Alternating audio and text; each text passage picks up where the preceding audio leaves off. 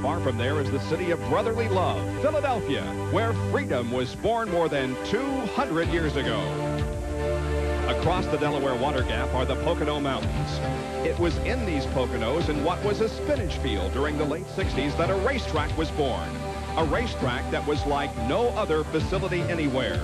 Its shape would not be the standard oval or even a tri-oval, but a triangle combining elements of both a road course and an oval. Well, it happened back 12 years ago when Mr. David Montgomery of Mount Pocono and a group of his associates bought a spinach farm, and it was flat, and they're all racing car buffs, and I think it was just a coincidence that the two should happen at the same time. And the seed was sowed at that time, and this has developed and evolved to this point. We really wanted to create a track for the spectator, a track where competition among the drivers was the essence of the facility. With Pocono, with the 3 turns, we make the drivers absolutely crazy, and the spectators love it. It's pretty wild. It's you get in there and you're running 195, 200 mile an hour, and it's pretty bumpy getting in, and your car and handling just right, it can upset you getting in, and absolutely one groove, and it's a give and take corner. You have to go there, and if you've given up the bottom of the racetrack and somebody's got a position on you, you have to back out and try and tuck in behind him.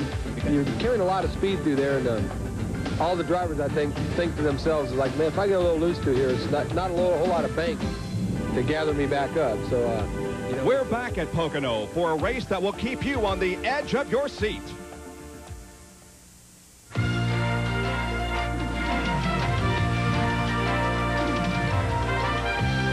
ESPN, the world's leader in motorsports coverage, presents Speed World. Today, live from Pocono International Raceway in Pennsylvania, it's the Miller Genuine Draft 500. The weather has not been good the last couple of days here. We had fog and rain on Friday. It wasn't too bad yesterday. Today, great weather conditions as we get set to begin the second half of the 1992 NASCAR Winston Cup season. Good afternoon, everybody. I'm Bob Jenkins, and welcome to Pocono International Raceway, one of the most unique racetracks in all of the country. 3 long straightaways and 3 very distinct turns. This is a track that can give drivers headaches. Now, let's take a look at the quest for the Cup standings as we enter the second half of the season. Davey Allison remains on top. He's been there since the first race at Daytona. He's 46 points ahead of Bill Elliott, but Davey is the only driver in the top 5 who has never won a race here at Pocono. We mentioned how this track can give drivers headaches. Well, Davey Allison had a severe headache last week that put him in the hospital. Nothing caused by anything here at the racetrack, but he has overcome that to win the pole position. And for more on that, let's go to the pit area and Dr. Jerry Punch. Thank you very much, Bob, and hello, everyone. After dominating the first half of the 1992 season, Davies begins the second half with no concerns about the car or the track, but a little bit about your health. 2 days in the hospital, Davey. How are you? Well, Jerry, right now I'm doing real good. I was a little bit ill earlier this week, but I feel healthy and strong, ready to take this Texaco Hive on Thunderbird the distance today.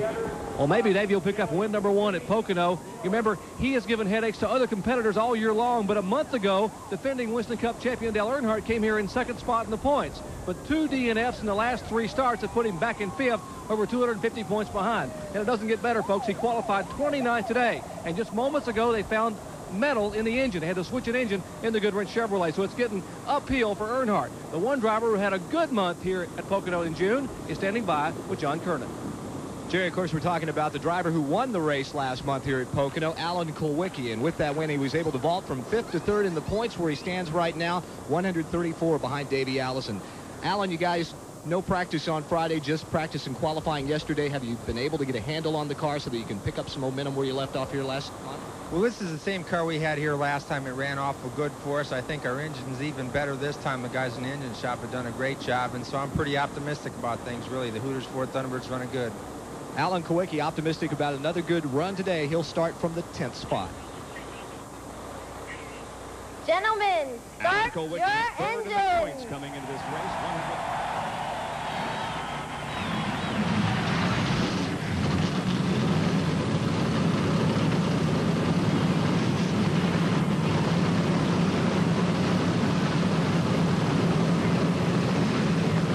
Cars fire to life as we get set. A couple of years ago, a few drivers began experimenting with transmissions because of the unique shape of this racetrack. With more on that, Ned Benny. Well, a new era has dawned on stock car racing. We finally got to the point that we're shifting on oval track, Ned. I never thought I'd see it happen. Neither did I. Well, they are shifting here at Pocono, the only oval track on the circuit where they shift gears. Coming off at turn 3, they'll shift into 4th gear, which is an overdrive position, and then going into turn 1, they'll shift back down into 3rd gear.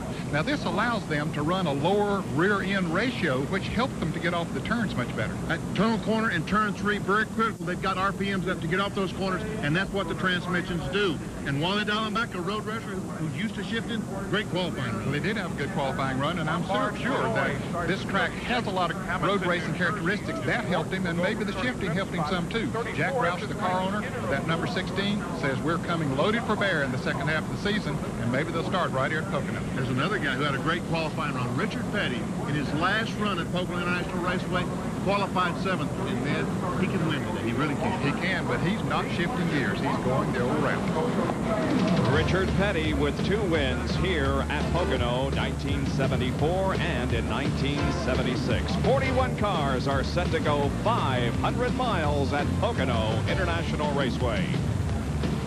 Our Speed World coverage is being brought to you by Subway, sandwiches and salads for today's healthy lifestyles. And by Valvoline, people who know use Valvoline. And by Napa, because there are no unimportant parts. We'll introduce the starting lineup for you in just a moment when we come back for the Miller Genuine Draft 500.